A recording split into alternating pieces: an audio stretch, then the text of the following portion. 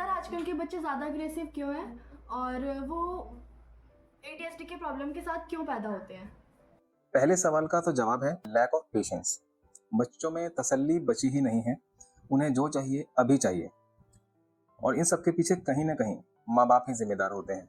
जब माँ बाप ही सब्र करना नहीं सीखेंगे तो बच्चे कहाँ से सीख पाएंगे। बच्चे घर में शोर ना करें या माँ बाप किसी काम में बिजी हैं तो बच्चों को चुप रहने के लिए, चुप बैठने के लिए मोबाइल हाथ में पकड़ा देते हैं। शुरू में तो ये सब बड़ा आसान लगता है, सुकून भरा लगता है, लेकिन समस्याएं तब आती हैं जब बच्चों को मोबाइल की आदत हो चुकी होती है। तो सर क्या इलाज है इसका कि बच्चे मोबाइल छोड़ दें और पढ़ाई लिखाई पर ध्यान दें, जो खेल कूद है उस पर ध्यान दें?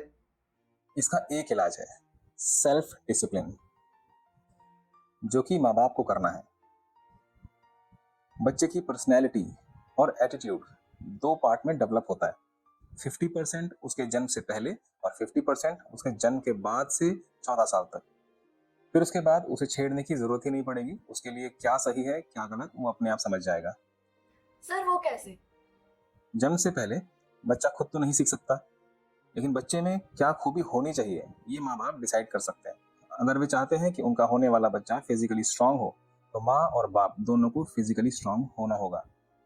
अगर वो चाहते हैं कि उनका बच्चा मेंटली स्ट्रांग हो तो माँ और बाप दोनों को भी मेंटली स्ट्रांग होना होगा। उन्हें ऐसी एक्टिविटीज में लगे रहना चाहिए जिससे मानसिक विकास में मदद मिलती हो।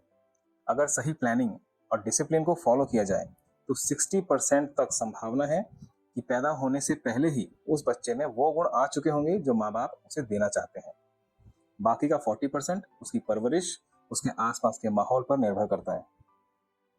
और किस तरह से परवरिश की जाए और बच्चे को कैसा माहौल दिया जाए ये सब भी माँ बाप के ही हाथ में है। पैदा होने से लेकर 14 साल तक की उम्र तक बच्चा अपने माँ बाप से सबसे ज्यादा सीखता है।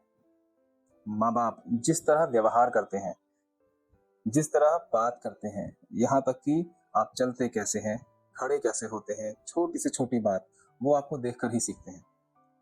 उनके पास अपना लॉजिक नहीं होता, इसलिए वो अपने माँ बाप को या जिन्हें वो सबसे ज्यादा देखते हैं उन्हीं के जैसा बर्ताव करना सीखने लगते हैं। वो सीखने में कोई लॉजिक नहीं लगा रहे हैं, वो सिर्फ अडॉप्ट कर रहे हैं, किसी कैमरे की तरह।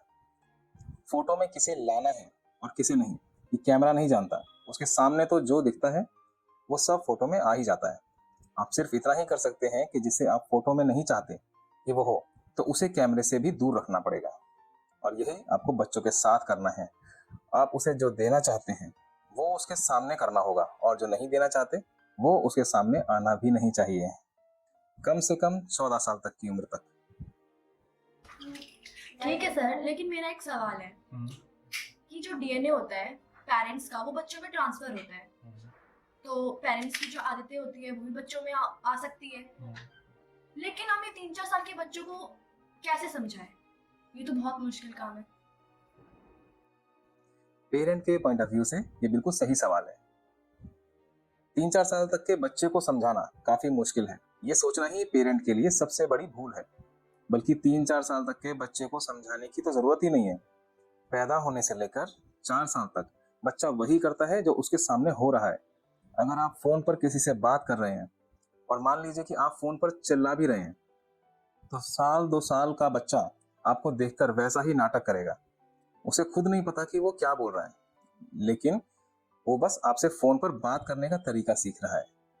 बच्चा देखता है कि जब उसके पिता ऑफिस से घर आते हैं तो उसकी माता के साथ किस तरह से व्यवहार करते हैं, किस तरह से बात करते हैं। तो बच्चा भी वही व्यवहार अपने माता पिता से सीखता है और आगे चलकर वही व्यवहार वो अपने परिवार के साथ करता है। और बच्चों की उम्र का यही वो फेज होता है जिसमें वो ज्यादा से ज्यादा सीखता है अपने समाज से, अपने परिवार से।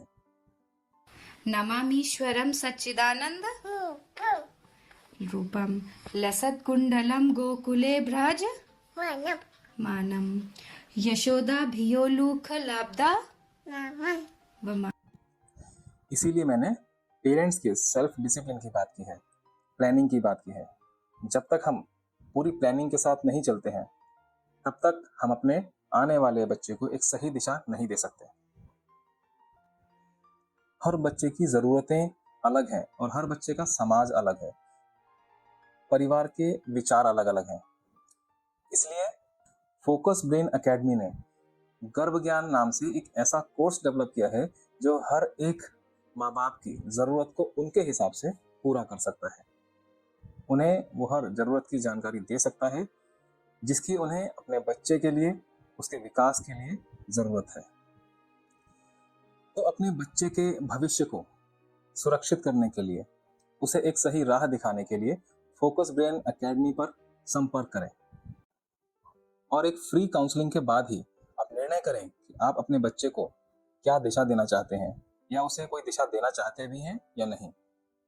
नंबर नीचे डिस्क्रिप्शन में दिया गया है। धन्यवाद।